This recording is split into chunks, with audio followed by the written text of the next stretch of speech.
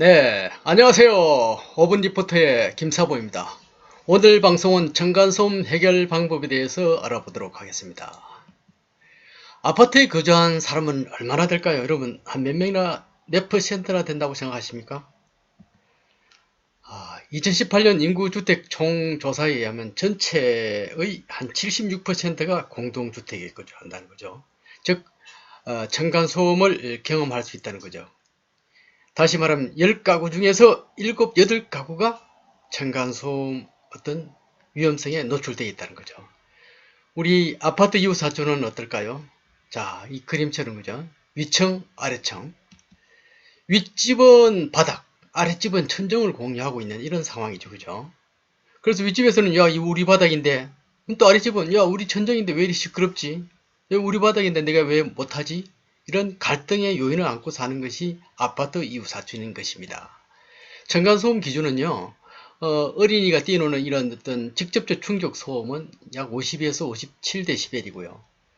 그 어떤 음향기기라든가 TV 소리, 악기 소리 이런 것은 이제 공기 전달 소음이라는데요. 이것은 40에서 45dB 정도 된다 그럽니다. 예를 들면 거실 뛰기는 약 한 55dB이죠. 또 금속 접시가 쨍그랑 하는 소리는 한 49. 벽에 망치를 쾅쾅 하는 것은 한 59dB이죠. 층간소음 기준을 훨씬 초과하게 되는 거죠. 층간소음 발생 원인을 쭉 살펴보니까요. 이렇습니다. 어린이들이 뛰거나 막 띵그름하는 이게 한 70%가 넘어요. 그 다음에 이제 망치질, 가구, 가전제품, 문 여닫는 것 이런 것들이 많이 이렇게 발생되고 있죠. 뭐니 해도 아이들 소음이 가장 많죠, 그죠? 그래서 아이를 키우는 부모님 입장에서는 상당히 그 아래층에 신경이 많이 쓰이겠죠. 이렇게 갈등이 발생하면 어떻게 해결하면 될까요? 자, 우리 옆집에는 착한 사람은 있는 게 아니죠. 이런 사람도 있습니다. 층간소음 사절, 개땡땡야. 이런 악가파 이웃을 만나면 여러분 어떻게 될까요? 여러분이 지혜롭게 해결해야 되겠죠. 그렇지 않으면 어떻게 될까요? 감정이 골이 깊어지겠죠. 한순간에 폭발합니다. 폭발을 넘어서 어떻게 해요? 폭행으로 이어지고 심지어 살인까지 이른다는 이런 언론 보도를 우리 자주 접하고 있죠. 그죠? 최근에 이제 2020년 8월에 이제 층간소음 보복이 가장 많은 배상 금액 판결을 받은 사건이 있었습니다. 인천에서 있었는데요. 주요 요지는 이렇습니다. 아랫집에서 윗집을 이제 층간 소음으로 이제 신고를 했습니다. 이 신고 내용에 좀 허위와 과장이 많이 포함되어 있다 그래요. 그래서 아랫집에서는 신고해놓고 자기가 이제 억울하니까 장치를 이용해서, 즉 소음 장치를 이용해서 보복 소음을 발생시켰다는 거죠. 결국 윗집에서는 다른 집으로 이사를 갔다는 거죠. 그래서 다른 데 가서 이제 아랫집을 소송해서 승소한 내용이 되겠습니다. 좀 특이한 케이스예요. 통상 아랫집이 이사 가는데 윗집이 이사를 갔죠. 그죠? 그래서 이제 법원에서는 이제 보복 행위를 판단했죠. 보복은 불법 행위다. 그래서 고액의 배상을 하도록 했죠.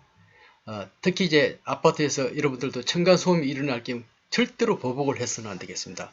보복 행위는 범법 행위 때문에 절대로 보복 행위를 해서는 안 된다는 것을 명심해야 되겠습니다. 갈등이 발생하면 어떻게 해결해야 될까요?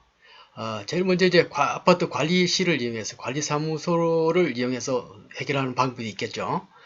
그 다음에 이제 공동주택관리 분쟁조정위원회를 통할 수도 있고요. 세 번째 환경 분쟁조정 신청을 하는 방법이 있겠죠. 또 이 세 가지가 다 안 될 경우는 결국은 이제 민사재판으로 가야 되겠죠. 아파트 관리실을 통한 해결은 어떻게 해야 될까요? 직접 해결하는 것보다 감정적으로 하는 게 낫겠죠. 왜냐하면 직접 하게 되면 이웃과 감정적 충돌을 하게 되죠. 또는 뭐 몸싸움을 또 폭언, 폭설도 하게 되겠죠. 그죠? 그래서 경험이 많은 층간소음 해결 경험이 많은 아파트 관리 소장이나 직원에게 중재를 요청하는 것이 좋은 방법이 되겠습니다. 이게 잘 해결된다면 이제 특히 아이를 키우는 가정에서는 아이들과 손편지를 작성해서 뭐 윗집이든 아랫집이든 방문해서 이렇게 인사를 하면 웬만한 소음은 다 무기하고 또 이해하고 배려하고 넘어가지 않을까 이런 생각을 해봅니다. 또 다른 방법은 이제 공동주택 관리 분쟁조정위를 통한 해결이 있는데요. 구시군과 이제 국토부의 중앙조정위원회가 있습니다. 층간소음과 관리비 등 이런 사항들을 조정하죠, 주로. 그래서 분쟁 조정 신청을 하면 법적 효력 있는 조정서를 받을 수 있습니다. 문제는 이것은 분쟁 당사자 상방 합의 시 신청 가능하기 때문에 반드시 상방 합의하에 신청을 해야 되는 단점이 있죠. 그 다음에 환경 분쟁 조정을 통한 해결이 있겠습니다. 이것은 시도와 환경부가 있는데요. 이것도 소음과 진동, 일조권 분쟁 등을 주로 다루고 있습니다. 분쟁 조정을 신청을 해서 조정과 합의를 유도하게 되죠. 특히 여러분들이 알아야 될 것은 환경부 산하 한국환경공단에서는 층간소음 이웃사이 센터를 운영하고 있습니다. 그래서 층간소음에 대한 상담 지원을 하고 있죠. 이런 센터를 이용해서 층간소음을 해결하는 것도 하나의 방법이 되겠습니다. 중요한 것은 소송보다 조정이 바람직하죠. 조정이 바람직하다. 또 소송할 경우는 1년 이상 소요되고 변호사 비용이 많이 소요되죠. 또 재판 판결에 따라서 성패에 따라서 앙금이 생길 수도 있겠죠. 그래서 조정이 훨씬 효과적이다. 기간도 30일 정도로 수수료도 만원이고 상호 조정 이해를 통해서 이웃과 좀 친하게 지낼 수 있는 여건이 조성될 수 있다는 거죠. 오해가 있으면 잘 이해를 해야 되겠죠. 그죠? 또 갈등이 있으면 대화로서 해결을 해야 되겠습니다. 소송보다는 조정을 통해서 해결하는 방법이 가장 좋겠습니다. 웃음과 기쁨이 넘치는 살기 좋은 아파트는 어떤 아파트일까요? 서로 이해하고 존중하고 배려하는 이런 분위기가 있는 아파트겠죠. 여러분들도 한두 번 층간소음 경험이 있을 겁니다. 그럴 때마다 서로 이해하고 또 상대편 입장에서 생각하고 배려하면 갈등은 훨씬 더 좁혀질 수 있고 또 충분히 잘 해결할 수 있으리라 생각합니다. 지금까지 시청해 주셔서 대단히 감사합니다. 구독과 좋아요는 저에게 많은 힘이 됩니다. 여러분 감사합니다. 다음 방송 때 뵙도록 하겠습니다. 안녕히 계십시오.